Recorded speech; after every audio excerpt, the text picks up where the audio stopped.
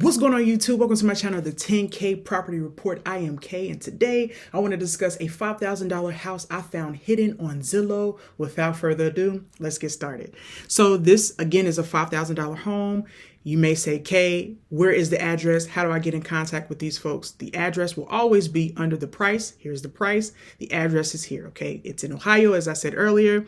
Let's look at some pictures. I always start with an enlarged picture so I can get a full scope of what we're looking at. Luckily on this property as well, they do have a street view situation where we can see the pride of ownership of the neighborhood and actually see what other, how the neighborhood looks and other important information in order for us to make a decision on whether we should purchase this property or not, okay? This is the first picture. So there are only 6 pictures. Realtors, if you're a realtor or you're a photographer for a realtor, make sure that you have at least 20 to 30 pictures. It really helps, even though it's a small property, it's 2 bedrooms, 1 bath. It really helps with the decision making for the actual buyer, okay? So this is first of all, let's go back real quick. This is the entire home. And without saying it, we already know you have to do a good bit of work on this property, and you also have to conduct your own due diligence. This is just an educational video. I'm bringing you these deals on this channel, but you have to do your own due diligence, okay? So this appears maybe to be it looks like a bedroom. In my opinion, I really don't know. Let's keep going. We don't have much to go by, but this is something. And this is a fairly older home. I'll go back in a second to the description so we can see when this home was built. But 2 bedroom, 1 bath. Okay, here's the work. Okay.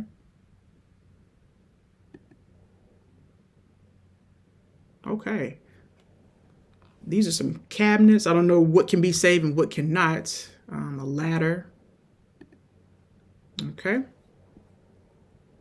I don't know if this is the trampoline that belongs to the house. We're looking at the actual rental property, so it really doesn't matter. Now, if you're not looking for a rental property, you're actually looking for somewhere to stay for yourself for $5,000, I mean, yeah. Make sure you also check and see if the property is occupied by any squatters, and also make sure, even further than that, make sure you are checking to see what type of state you are in. If you are an investor looking at these properties, you want to ensure that you are protected as a landlord from squatters or folks who are inhabiting your property illegally, okay? Because they do have, believe it or not, squatter rights. So keep that in mind, okay? Again, this is a 2 bedroom, 1 bath. Let's scroll down. This was built in the 1900s. Solid layout.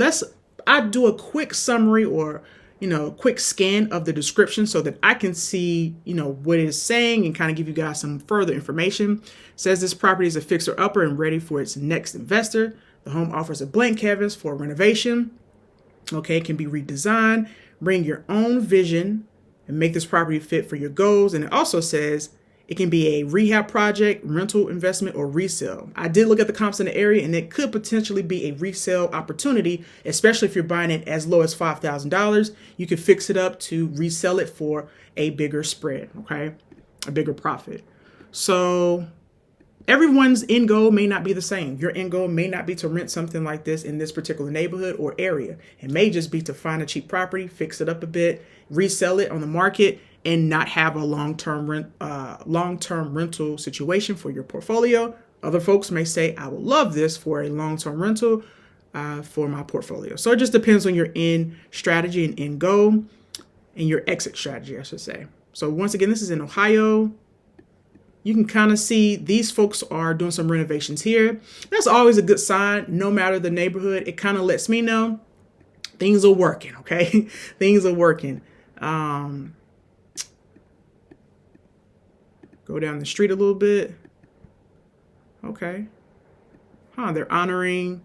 I actually did this for my husband. He served 20 years in the Army. Looks like they're honoring veterans, I believe.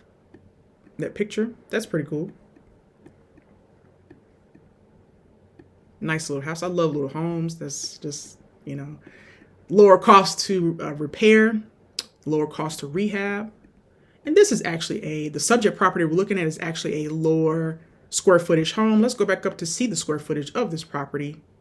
It doesn't say, I think that's the entire lot. I can go down for a second.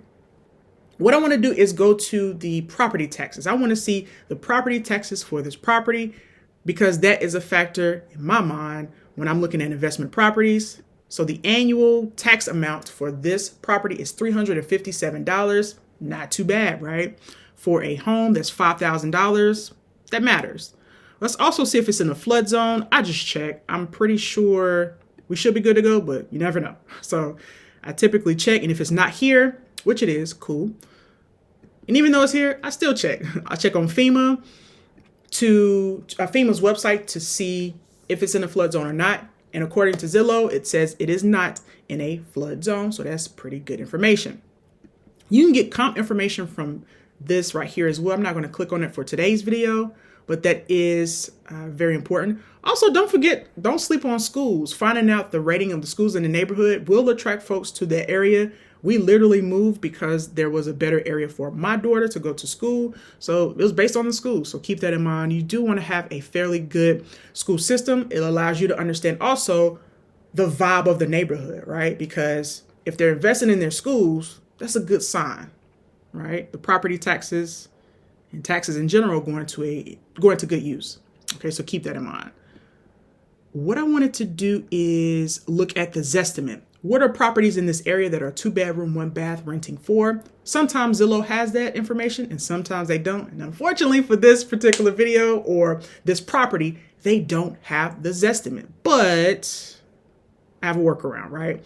I typically like to use Rentometer. It gives me a general idea of what the properties are renting for in the area. I can find this information on Zillow too, but I'm giving you another option to check out in case you want to know how much can I rent this property for. I went to Rentometer, it's right here, .com, and I put the address in and it gave me an average price of the rental amount in the area, a median price, 25 percentile, and then 75 percentile. So 25 percentile meaning it's on the lower end. You potentially could rent it for $753.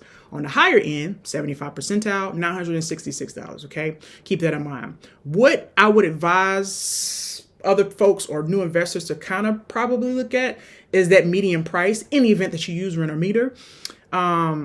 And this is the best site for you. I would check if it's the best site for you, I would check the median area, and I will also cross-reference that with actually looking at Zillow, peruse the neighborhood, and see what folks are renting their properties for. Now, if you don't see a lot of rental prices, let me scroll and I'm gonna show you exactly what I'm talking about. If you don't see a lot of rentals, that could potentially mean that it is a lot of homeowners in the area. Okay, if they don't have a lot of rentals, it could mean, hey, it's a lot of owners in the neighborhood. They're not renting their property, which is also a fairly good sign. So these are properties that are currently on the market, I do believe. Where's our subject property? Is here. Okay, so let's look at the property down here. It's selling for $30,000. It is currently, it's sold. Okay, so yellow is sold. I forgot. I always get that confused. So it's sold for $30K. So could you go in and fix this up and resell it for a higher amount? Yeah, right. Depending, now it may not sell for $30K. Now you have to look at comps. That's a whole nother situation because this is a 2-bedroom, 1-bath. So you need to find other properties, apples to apples, oranges to oranges, that compare to that. You couldn't sell it for $30K. Let me see how many bedrooms and baths that particular property had. Just out of curiosity, I want to see something really quickly. Scroll back down and see if I can find that picture, the map again. Here we go. Enlarge and go to lot lines. Check this out. It said it sold for $30K. This was a 3-bedroom, 1-bath. I'm a real estate appraiser trainee. I know a bit about appraising because I wanted to be a better